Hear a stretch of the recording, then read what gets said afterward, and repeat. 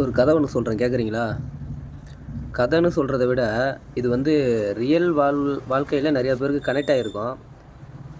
புரிஞ்சுக்கிட்டா உங்கள் வாழ்க்கையும் நல்லாயிருக்கும், உங்கள் கூட இருக்கிற ஃப்ரெண்ட்ஸ் வாழ்க்கையும் நல்லாயிருக்கும். ஓகேவா? லேடிஸ் ஜென்ட்ஸ் எல்லாருக்குமே தான் இது. ஒரு 4 ஃப்ரெண்ட்ஸ் இருக்காங்க. ஓகேவா? 4 ஜென்ட்ஸு தான் ஃப்ரெண்ட்ஸ் இருக்காங்க. அதில் வந்து ஒருத்தர் வந்து சோம்பேறித்தனமாக இருப்பார். எப்போவுமே சோம்பேறித்தனமாக இருக்கிறது ஒன்று, எதிர்மறையாகவே பேசுவார். ஒரு பாசிட்டிவாக ஒன்று யோசிக்கவே மாட்டார், பாசிட்டிவாக பேச மாட்டார். இந்த 3 ஃப்ரெண்டும் என்ன பண்ணுறாங்க, ஒரு வேலையை ஆரம்பிக்கிறதுக்காக வந்து சொல்கிறாங்க. ஒரு மெச்சூரிட்டான வயசு வந்தோடனையும், மச்சி நாங்கள் இந்தமாரி ஹோட்டல் வைக்க போகிறேன்னு ஒருத்தர் சொல்கிறாரு. ஒருத்தர் வந்து நான் ஒரு பிஸ்னஸ் பண்ண போகிறேன், அதாவது இந்த ஃபைனான்ஸ் பண்ணுற மாதிரி பிஸ்னஸ் பண்ண போகிறேன் அப்படின்னு ஒருத்தர் சொல்கிறாரு. இன்னொருத்தர் வந்து வேறு ஏதோ ஒரு வேலையை சொல்கிறாருன்னு வச்சிங்க. ஒரு பைக் ஷாப்போ இல்லை சர்வீஸ் ஒர்க் ஏதோ ஒன்று பண்ணுறேன் அப்படின்னு சொல்கிறாருன்னு வச்சிங்க.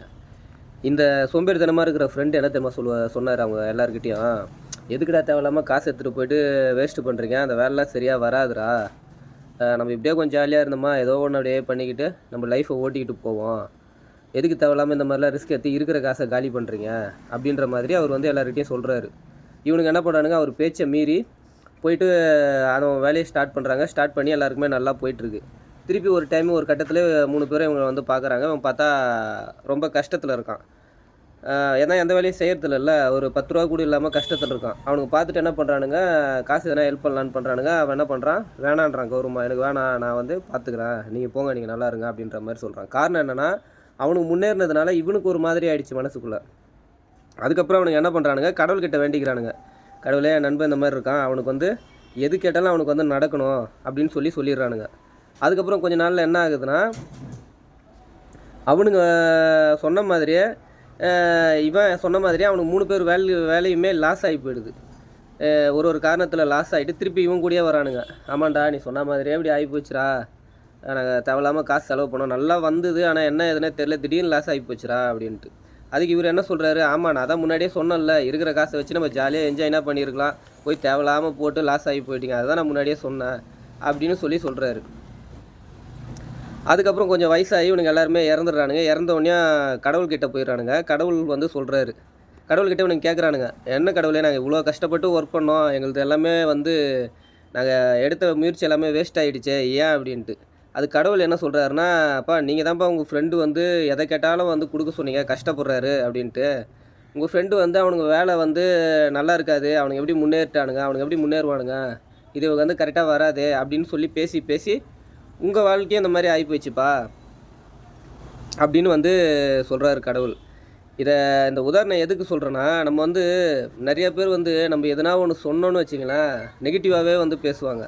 அது வந்து அவங்க இயல்பு குணமே அப்படி. நான் என்ன சொல்கிறேன்னா, அவங்களுக்கு என்ன வேணுமோ கொடுத்துட்டு, அவங்க வந்து அப்படி தான் பிறந்து அவங்களுடைய பிறப்பு அப்படி, அவங்களுடைய எண்ணம் அப்படி. அவங்களுக்கு என்ன வேணுமோ கொடுத்துட்டு, இல்லை அவங்கள ஒதுக்கி விட்டுட்டு, உங்கள் லைஃப் என்னவோ அதை பார்த்துக்கிட்டு நீங்கள் போய்கிட்டே இருக்கணும்.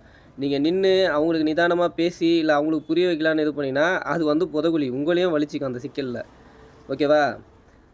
அந்த மாதிரி ஆட்கள் வந்து உதாரணத்துக்கு என்னென்னா, இப்போது எல்லாருமே வந்து பசியில் இருக்கேன்னு வச்சுக்கேன், ஒருத்தர் வந்து போயிட்டு நான் குப்பை பொறுக்கியாவது எதனா ஒரு சாப்பாட்டுக்கு எடுத்துகிட்டு வரேன், அதை போட்டு அந்த குப்பையை எடுத்துகிட்டு போயிட்டு பிளாஸ்டிக்கெல்லாம் பொறுக்கி குப்பை தொட்டிலேருந்து அதை போட்டு சாப்பாடாவது வாங்கிட்டு வந்து உங்களுக்கு தரேன் அப்படின்னு சொன்னாங்கன்னா, அதெல்லாம் எதுக்குடா போயிட்டு குப்பை தொட்டியில் கூட ஒன்றுமே இருக்காது அப்படின்னு சொல்கிற மனநிலை படைத்தவங்க அவங்க. ஓகேவா? அப்படி இருக்கிற ஆளுங்கிட்ட நீங்கள் வந்து உங்கள் லைஃப் வந்து ஷேர் பண்ணுறதோ, இல்லை நீங்கள் வந்து அதை பற்றி டீட்டெயில் அதிகமாக கேட்டாலும் அவங்க நெகட்டிவ் மட்டுமே தான் கொட்டிக்கிட்டே இருப்பாங்க. அதனால் அவங்கள கட் பண்ணிவிட்டு உங்கள் லைஃப் என்னவோ அவங்கள பாருங்கள். அவங்கள கட் பண்ணிக்கிட்டுனா அவங்க உறவே கட் பண்ணிவிட்டு சொல்லலை, அவங்கக்கிட்ட இந்த மாதிரி பேச்சுவார்த்தையை நம்ம கட் பண்ணிக்கிட்டு உங்கள் லைஃப் என்னவோ அதை பார்த்துக்கிட்டு போங்க. அதே மாதிரி அவங்களுக்கு என்ன சொல்கிறேன்னா அப்படின்னா, நெகட்டிவாகவே நீங்கள் பேசிக்கிட்டே இருந்தீங்கன்னா இந்த உலகத்தில் வந்து நீங்கள் பிறந்ததே வேஸ்ட்டு. பிறந்தமா எதனா ஒன்று பண்ணமான்னு இருக்கணும்.